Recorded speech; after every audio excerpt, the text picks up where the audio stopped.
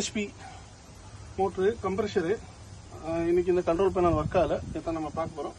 என்ன ஃபால்ட்னு சொல்லி பார்த்துட்டு உங்களுக்கு நான் சொல்றேன்.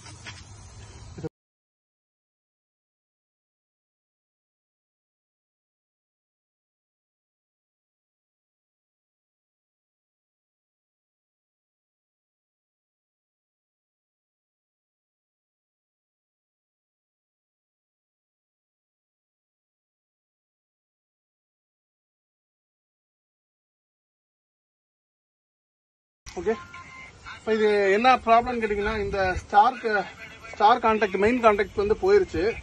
இப்போ இந்த கான்டாக்ட் இப்போ நம்ம டைரக்ட் பண்ணும்போது பாருங்க, ஆன் பண்ணுறோம்.